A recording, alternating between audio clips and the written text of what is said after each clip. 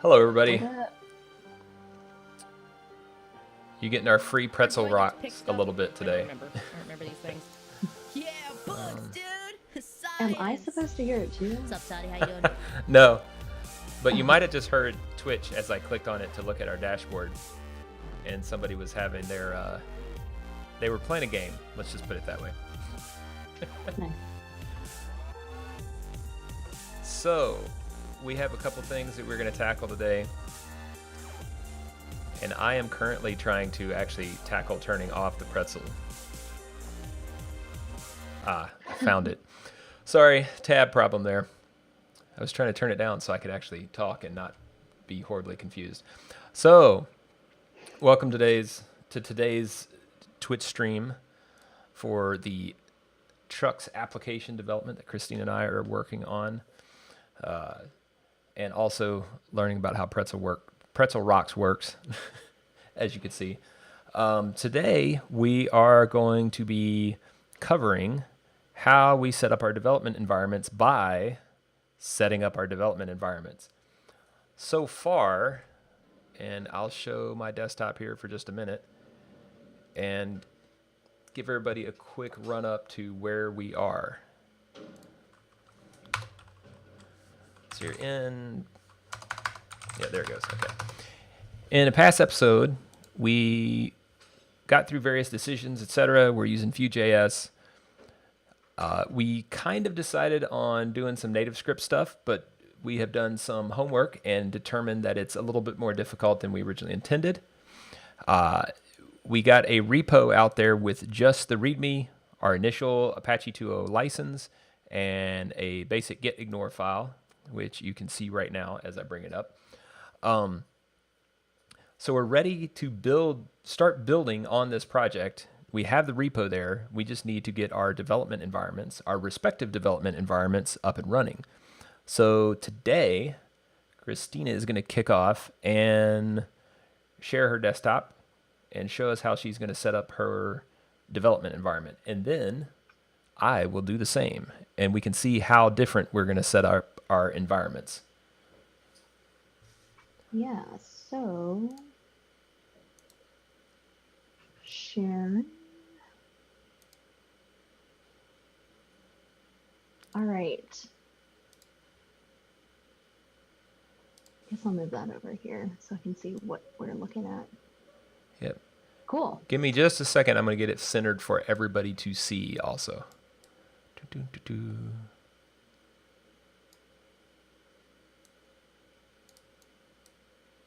And boom. All right, your desktop is centered in the center of the screen, so go for it. Great. So with Vue, there are various guides out there. I am using the CLI version just because I think it's super easy to use, very, very quick setup. Also, their documentation's pretty awesome. So you can just go to cli.vuejs.org, and that will give you essentially the overview, things you need to install prior to, some important things to mention. As I was testing this out earlier, some things I like to use, which, Adrian, what do you think would be a good way to share this? You know, are we able to share links after this? Yeah, and I can post some in the chat as we go through this stuff. Okay, cool. Yeah, so one of them, which, I mean, I guess I'll post the CLI here in the chat. So this is the CLI that I'm using to go off of. One thing that you need to do is make sure you have an updated Node version. So if we go to VS Code, here we can check out by saying node-v, and I'm using 10.15.3. Sweet. That's the same one I have. Sweet. Good to know.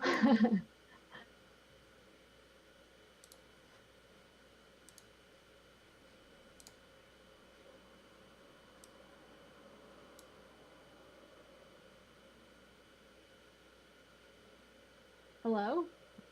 I think our sound just quit for a second. You're back though. Did you hear that? What happened? Oh my gosh, there was a huge uh, lightning strike, like literally right outside my door or my window. Oh wow. Oh yeah, Oh, y'all get those there in that part of the country. that scared the crap out of me. And then I guess the sound went out. So there's that. Y- Interesting. I'm glad you're back and Wow, that alive. was scary.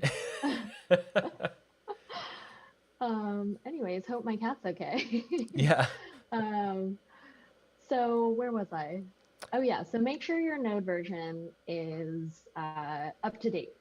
Another thing that you're going to want to do is make sure you have Vue installed globally. I've already got this. And again, this is in the installation tips in the cli.vuejs.org. But if you were to run this globally, that will go ahead and install a couple of things. Might take a little bit. And some cool thing I was looking up, we can either create our project and run our server in the terminal here. However, I found that there's something pretty cool called Vue UI. So it's essentially a graphical user interface, which I personally would like to use, and only because it's kind of cool. So I want to show you what that looks like. Cool. So to run that, all you have to do is after downloading it globally, go ahead and run Vue UI. Actually, make sure I'm not in the Trux app, but yeah, go ahead and run Vue UI. And What happens if you're in the Trux app? I don't think anything will happen. But this is the Trux app in Riptano, so I don't want to have it there just in case. Okay. Yeah, but here's what pops up, and this automatically pops up in your browser, which is really cool. It's essentially, and this was the test I was working on earlier, but we've got essentially a dashboard here that you can go ahead and use for whatever. If you want to create a new project, you can do that. So let's go ahead. And if I were to create, I can just create a new project. Oh, cool. I'm going to name this Trux. Package manager, I'm going to say npm. I'm pretty sure that's the default for Vue. And then, do I want to overwrite? No. Next, and we're going to use the default preset, so Babel and ESLint, Sounds good. and we are now creating the project. So the cool thing about this is it's essentially this GUI that is really nice because it gives you things like analytics about your project. You can start it right here from your dashboard, which is really cool. I haven't had a chance to play around with everything just yet, but you can see here it's doing its thing. Cool. So it looks Yeah, kind of like it's executed the Vue template creation from the command line via exactly. the interface. That's cool. Exactly. Yeah. And so if we see here, if we go back to the dashboard, it gives you like a welcome screen, which is nice. We can install plugins, which is really cool right here. Shows us our dependencies that we're using. Also our configuration.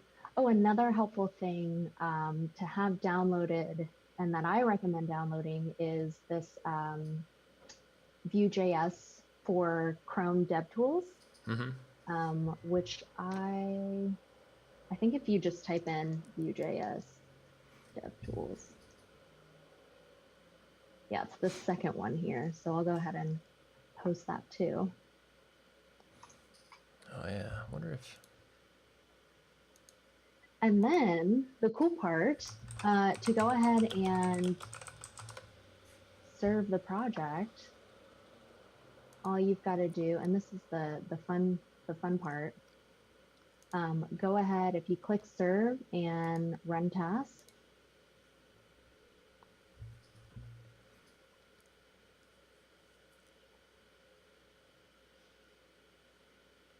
you can see it start building out the project. And the output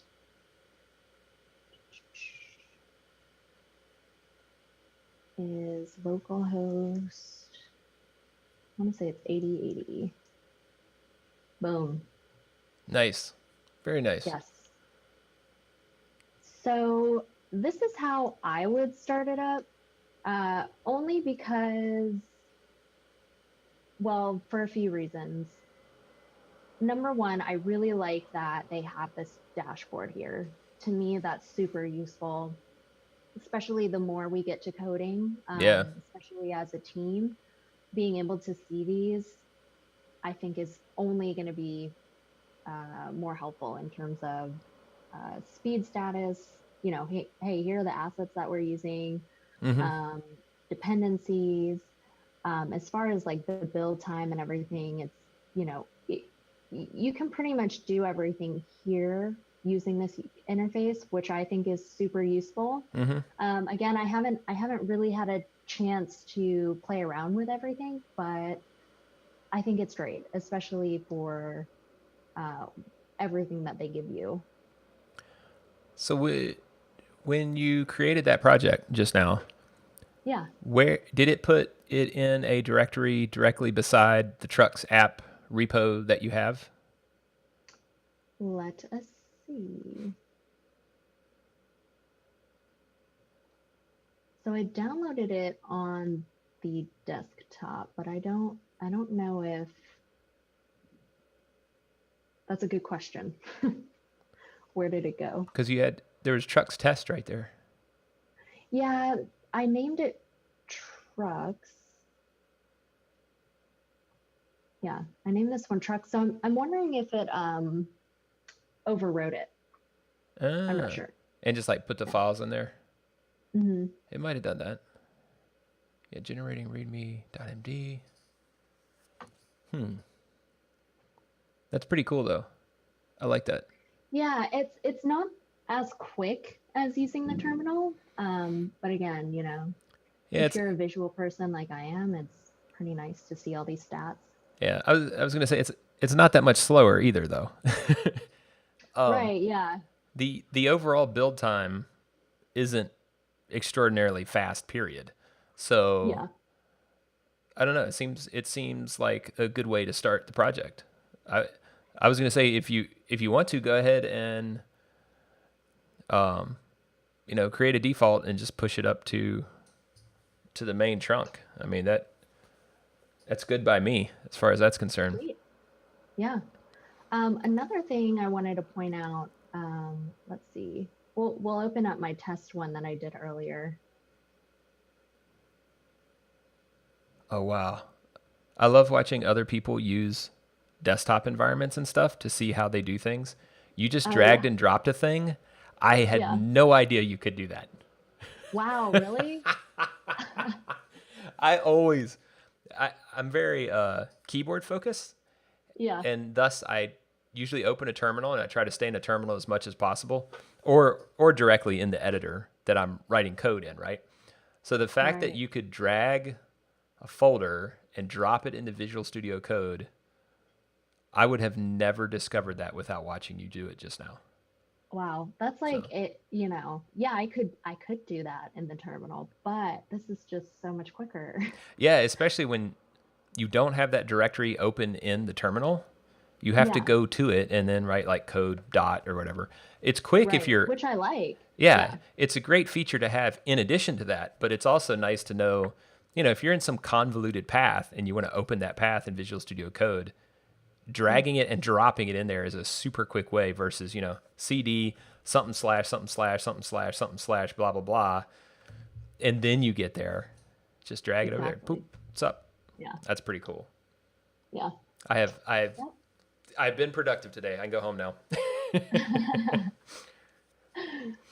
Yeah. So, what I wanted to point out is, first off, what I recommend installing, again, I personally like VS Code, but whatever code editor you're using, make sure there's an extension there that's able to read Vue.js. The one that I installed is called, let's see, Vitur, E-T-U-R. Yeah. Vitur. And what is that? So I installed Vitur, Vue tooling for VS Code. Oh, cool. And it is it's by Pine Woo. Nice. I don't know why it's not, maybe I'm offline. I don't know. It had the number of downloads. I promise more than 0 people have downloaded this, but maybe it's just that lightning. Yeah, right. I hear it. The thunder is really bad too. So yeah, definitely recommend that. That way you are able to see, if we go back, that way you're able to see it. It's not all white, right? If your code base is all white, then you've done something wrong. Yeah, you're missing the key pieces. Yeah.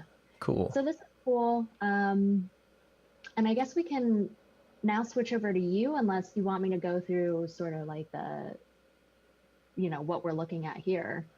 Well, let's see. What do we have there? We have public source, assets, components.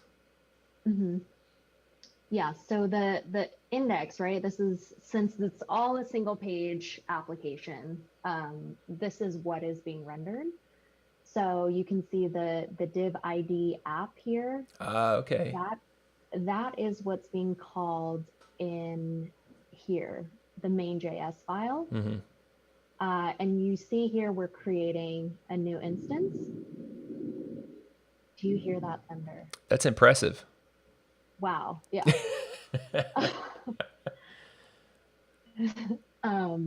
Yeah, so we're creating a new instance, and we're tagging it with the ID of app, which is what you see here. Yeah. And then if we want to go to our app view, what's cool about this, and I'm so used to coming from an Angular world where all of our templates were broken out into a separate HTML, CSS, and TypeScript file. What's really cool about this, as well as React, is they essentially throw it all into one file. So here you can see the template. One cool thing to point out is this template tag can only take one child element inside it at a time. So for example, you can do like another div. It can only take one child at a time. But in terms of like having grandchildren within that, like you can go to town.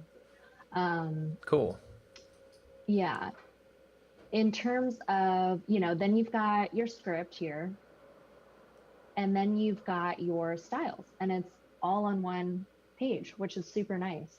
And essentially should be the point of component-based design, in my opinion, is you don't, if your component styling gets to be longer than a page, I feel like you need to break that out into a separate component. But that's for another Twitch session. Yeah. No, we'll probably do that at some point. Yeah. Refactor. So let's see here. So this is in Trux test, and you created Trux. Yeah. Is Trux still connected to your repo? Would you want to do a Um, commit of?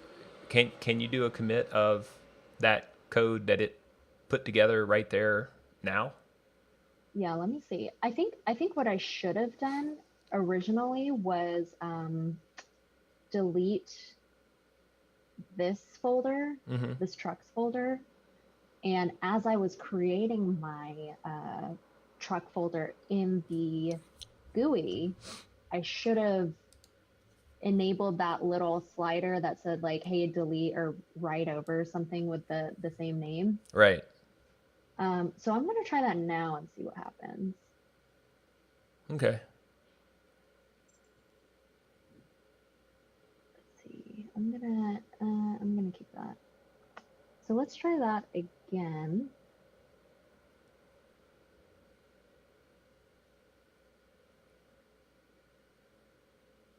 Okay, dashboard, view project manager. Ah, there it is. Okay. All right, I'm gonna delete that and I'm gonna create. Oh, cool, import. I wonder if I can import it from. Oh, that would. Yeah, because then you get the three Mhm. files that are in there already. You would get those, which might be a good idea. Oh wait, it just says import this folder. I don't think I want to do that. Can you click on like desktop Let's see. and then just pick the other? Well, I guess the other one is Mm, gone at this point. yeah, so that was okay. So let me go ahead and do this. Let me get on GitHub. I will go to profile. I just forked it. So where would that be? Do you know? Oh, if you Oh, here we go. yeah, there you go. Okay. So let's try it this way.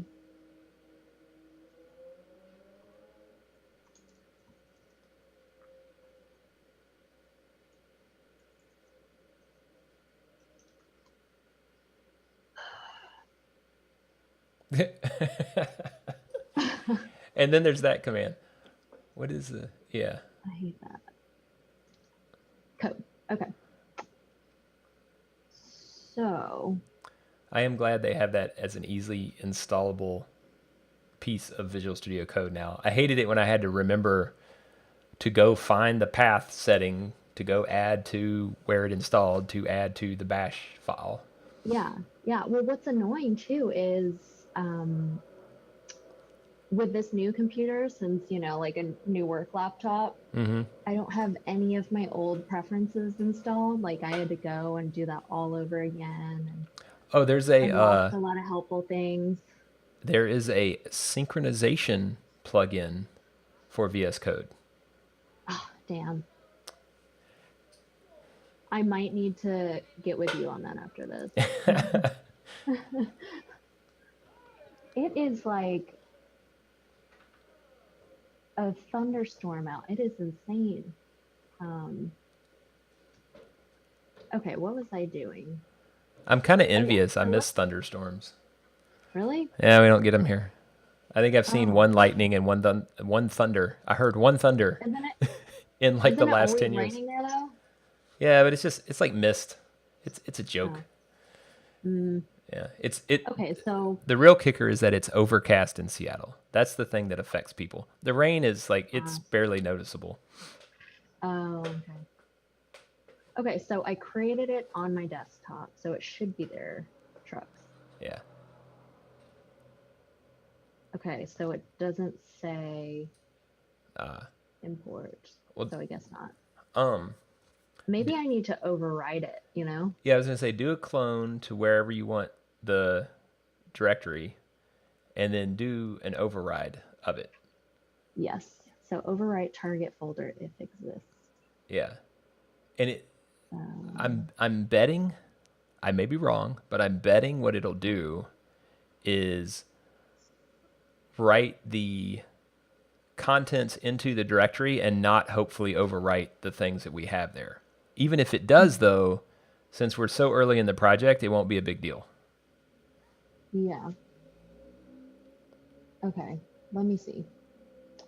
Create new project. Trux. Overwrite. We're going to go with npm. Next. Babel. ESLint. Create. Sweet. Okay, so now we see something. Do, do, do, do, do. That's when we need that pretzel rocks. Yeah, I know. NPM builds in clown music or something as it pulls Yeah. stuff. Oh, no, another trick with NPM is you can get it to turn off the little status bar, and it increases the speed by like 20%. Oh, wow. Yeah, I didn't know that. it's kind of one of those weird random tricks. Yeah. You'd have to get mad at the status bar, I think, to figure that one out. Yeah. Oh. Okay, cool. So we learned that you can override. Good to know. Yes. So now if we go here and go to our serve, run task, it's essentially doing npm run serve. I just really like this cool interface. It's mesmerizing. It's Yeah. growing dots, growing and shrinking dots. It's like that game dots. Yeah. Okay, so now if we go to localhost 8080, sweet. Okay, so that's running. There it is. So and then, it created all of our good stuff for us. cool. So if you go to the terminal, Mhm. do git remote -v. Oh, in the Trux directory. My bad. I do that to myself all the time, and I work for like 20 minutes sometimes and think like, why is nothing working? Yeah. I can't figure it out, and then I realize I'm not in the right directory. Okay, so we don't. Okay, so go to GitHub. Well, it should be already. I thought it was. I think Okay. if I remember the process flow we just went through, I think you deleted it, and then we created it instead of cloning it. But because there was a directory, it did the overwrite, which made it look like it was clone, but it wasn't actually clone. Oh, okay. That's annoying. So yeah, just do git remote add origin, and then paste in the git path. Yes.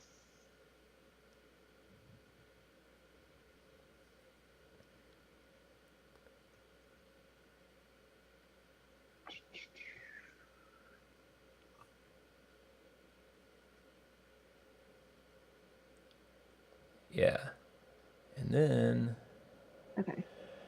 you should be able to do git push -u origin master at this point. Yes. And it may prompt you for your username and password again.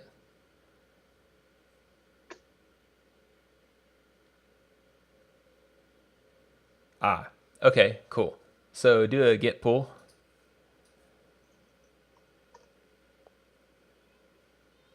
Oh, do yeah, git pull origin master. I hate that. It's just one file, git. Come on. I hate it. 1 second. We gotta do this. Does rebase work for this?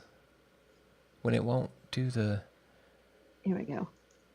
Git pull.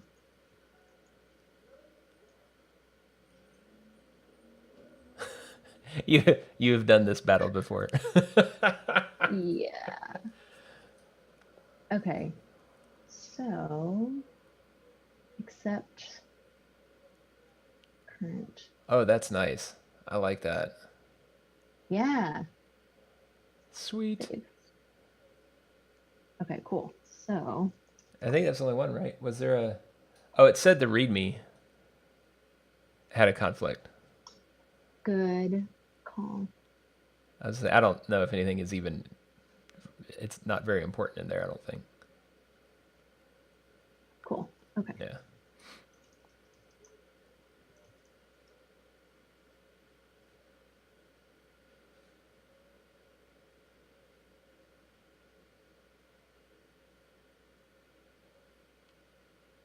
Habit.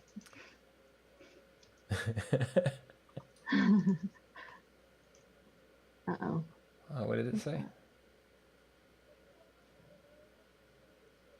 Oh, okay. Well, that's what -u is supposed to do.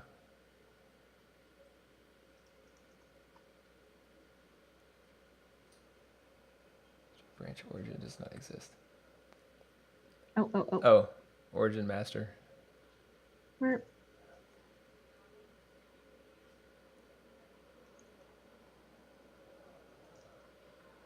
Whatever. Oh, do the same command you just did, but do origin /master. Okay. Yeah. Okay. Yes. Cool. Thank you. You're welcome.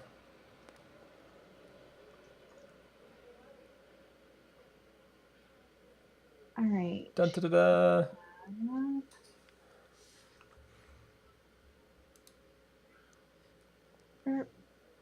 All right. Cool. So that's how I would do it. Cool. Oh, where was?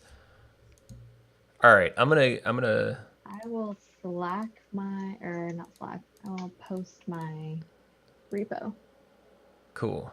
I'm gonna bounce over to my desktop, and if you want to stop sharing your desktop, Yeah. people can see us set up my desktop now. Yay. Oh, that looks kind of funny. All right, I'm gonna resize some things real quick. Where is? Oh, that's so funny. So one of the things Zoom does every now and again is disappears from my taskbar. Even though it's still very clearly active, but it moves around. Da-da-da.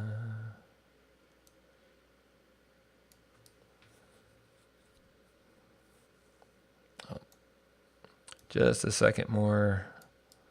Almost got it.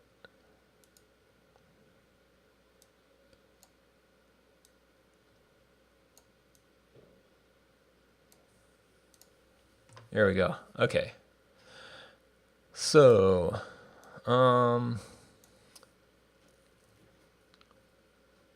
the interesting thing is it's probably easiest now for you to actually watch my screen on the Twitch channel. Yep. So what I'm going to do, let's see here. So first step. Oh, was that your fork? That was, yes. Okay. So can you push your fork to the Riptano repo real quick? Will they yell at us? Oh, I did that. We own that. Oh, okay. Okay. Let's see.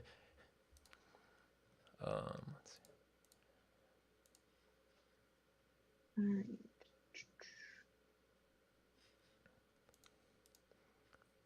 Cool. And as soon as that's up there, I'm going to pull it down. And in the meantime, while you're doing that, I think you can even accept the PR, but I'll okay it if you want to just submit the PR, and then I'll hit accept on it. Even though you'll have a green button too, because we're both admins on the repo. Okay. 1 second. Riptano to. Yep. Adding you.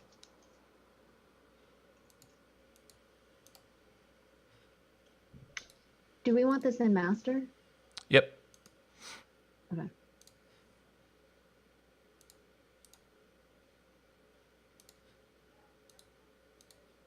Alrighty, so created a PR.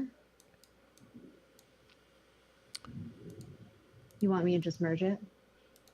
Yeah, let me Or- pull up. What is my desktop doing? All right, let me refresh GitHub real quick because I'm gonna go click on it and then watch it from this direction. Oh, there's a pull request, and then if we go in there, and yeah, sure, go ahead and hit merge. Okay. Confirmed. Boom. I love how it updates. That's so cool. Yeah. Yeah. All right. Distributed. So that one is exactly. That one's all updated. So then, all right, where did I put this? Oh, I didn't put this anywhere yet. Cool. So I'm going to actually start from, I'm going to be somewhat counterintuitive. Even though I like to be in the terminal all the time, I'm going to actually start from the WebStorm IDE. Okay. So I'm in there and I'm just going to do checkout from version control and pick Git. And in there, I just go out and find the repo Git path, which is riptano/trux.git. But actually, I'm going to go to my fork, which is currently empty. But I want to set it up with the upstream. So I got that path. I get it in there and do a test. Okay, cool. Got my key in there. And then I'm going to clone it to my Trux directory. Yes, please open it. And boom.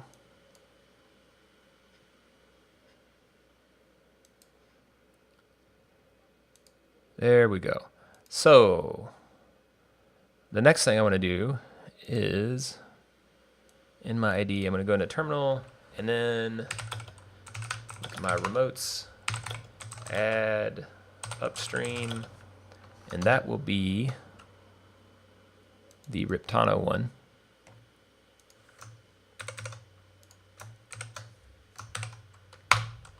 That was not what I wanted.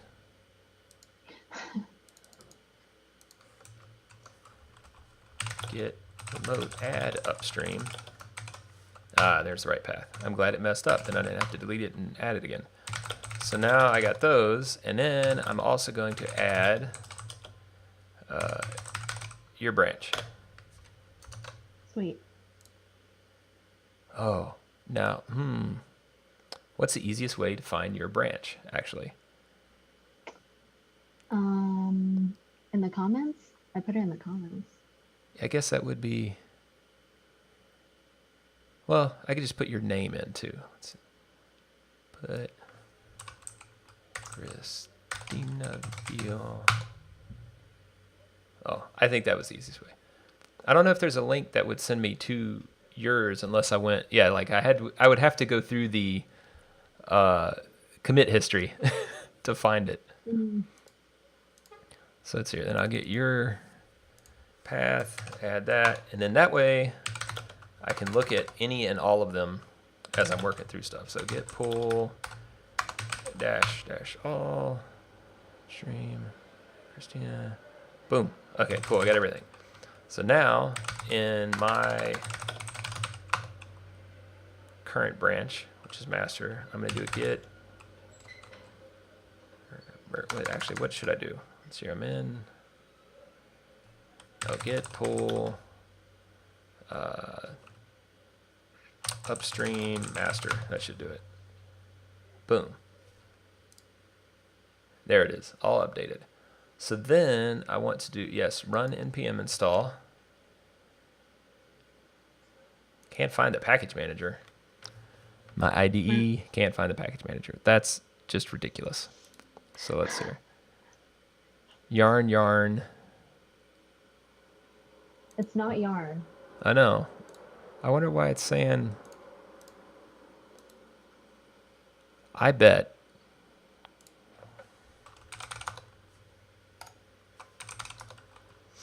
Yeah, npm is clearly there. So where npm, which npm? Yes, that's the path. So home, Adrian, NVM, extensions, da da da da. All right, and I need to go set that up. Settings, repository, settings. NPM, package manager, node interpreter. Where do I add? Yeah, I just want to add the path. So home, Adrian, dot NVM, versions. This seems like not a good path for it to be in.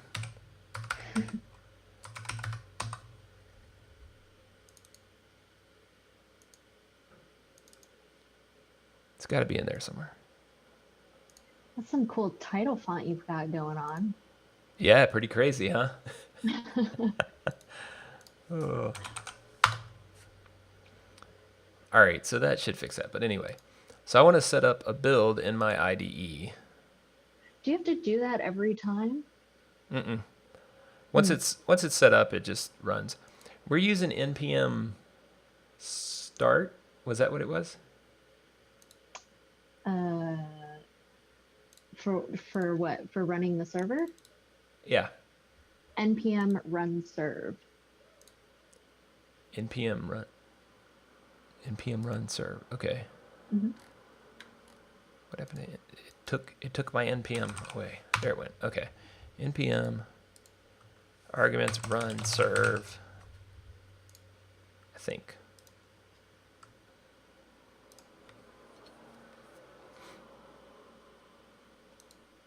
No, what? I don't even know what it's doing. Oh, npm install. Okay. npm install, a necessary thing. Yes. Oh, that's because I gave it the path, but then I didn't tell it to go run it again. That's the problem. Yeah. It'd be nice if that just automatically did that, but yeah, I think that's what the other little pop-up was supposed to do, but since I interrupted it, it didn't know to go ahead and go do it. Mm.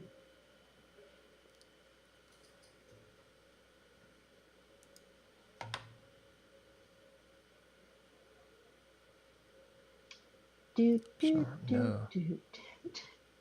Not sup? What's not sup? Skipping optional dependency. Oh, that's FS events. Huh? That's no big deal. I still with not sup. Is that not supported? I guess. That's not what's up. Right. Uh-oh. So wait, it was npm run start run. No, run start. Or serve. Run npm run serve. npm run serve. Yeah. There it goes. Building 8 million modules. 8 million. That's right. 8 million. And then, oh, yes, it did it. So now, oh, I open a browser. That's what I do. It's those moments where you're just like, oh, the basic part. I need the browser open. Okay, cool. It's working for me. Beautiful. Dun, dun, dun, dun. So yeah, so that is indexing, stop running there. All right, so I got this set up in WebStorm, which is JetBrains IDE. Slightly different than your IDE. One thing I will cordially do immediately is go into the git ignore, and I will look to see if there's a .idea directory, which there happens to be already. That's super awesome. And that makes sure that my IDE configuration files don't end up in our repo. Similar to, what is it? Like the DS store or the .vs code directory. Yeah. So that's in there. That's cool. Oh, and they have Visual Studio and whatever So I guess NTVS is. Did it read up on mine? Did it know what IDE I was using and then added that?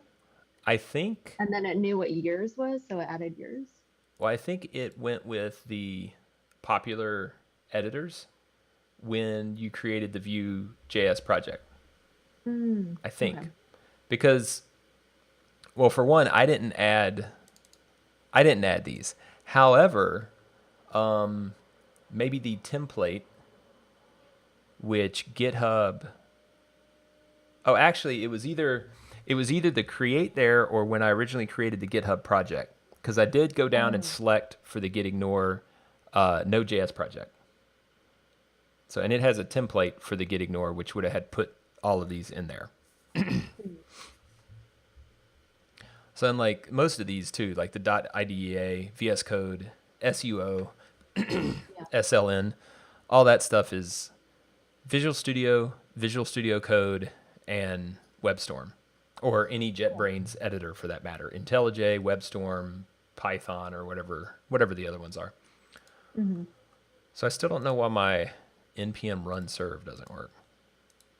Node What does options. that do? Oh, maybe I need to do run serve.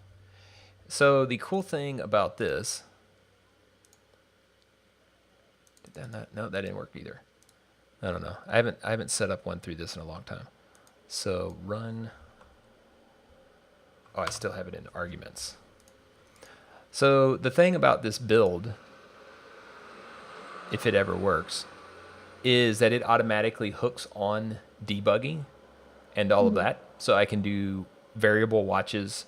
I can look at the buffer stack as it runs and track all that stuff via the IDE itself, which is kind of one of the big selling points on the JetBrains stuff. But currently, I don't seem to be able to even make it run, so I don't know. VS Code for life. Yeah, exactly. Whoa, what is all this? Macros. Oh, I'm not trying to do a macro for sure. I will figure it out, though. But you see, the other interesting thing is even though I'm doing this in WebStorm right now, I routinely, let's see, where is the directory? Trux. I routinely run WebStorm and Visual Studio Code together.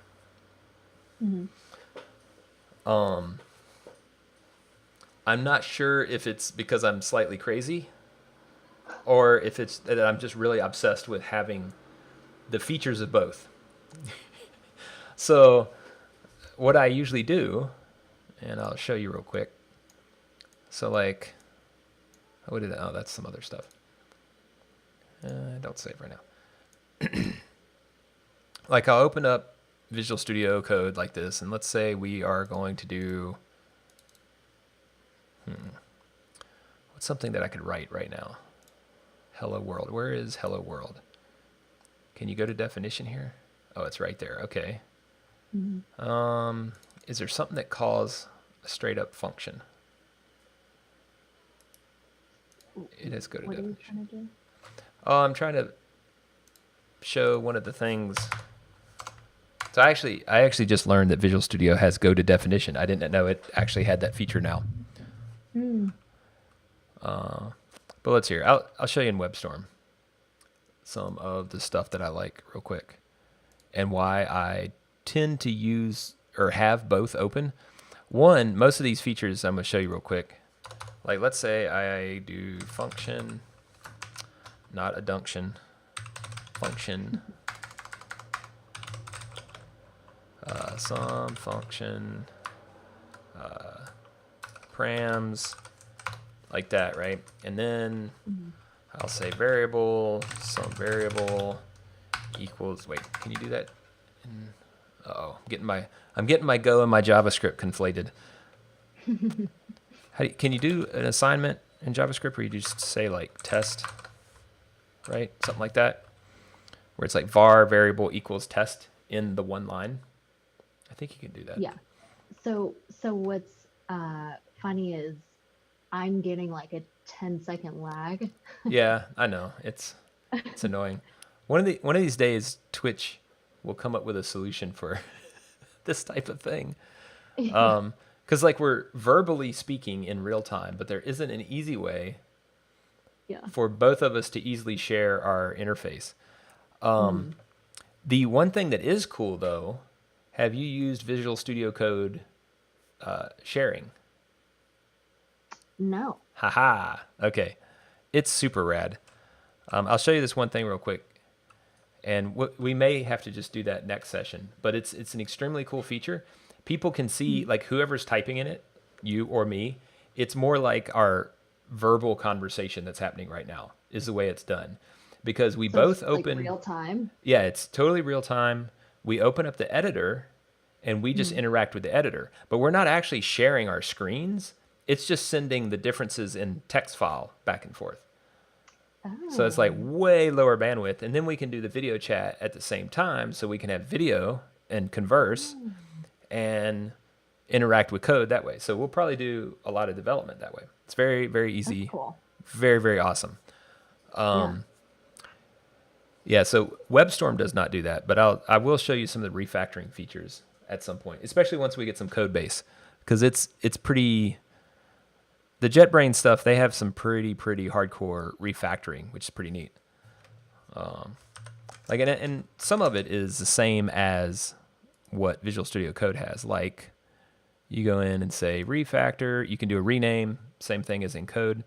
You can change the signature. So like say I have some func, but then I want, well, I have some whatever this is, and then I want another one, which is whatever that is, and I'll say refactor.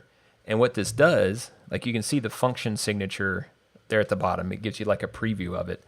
But then when I hit refactor, let's say this function is called in a whole bunch of different places, right? Like you got 50 calls to this function.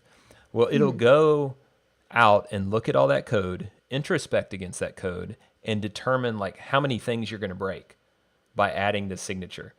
And like you can do things like, well, is it you by looking at that, then you can like add a default parameter value or something like that, like so such variable equals such and such, so you can have a default and then it won't break some of the calling calls out there in the code base.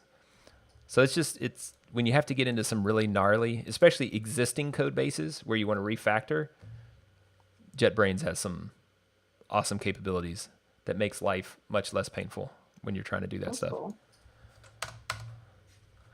So yeah, that's my setup, and we got your setup going on.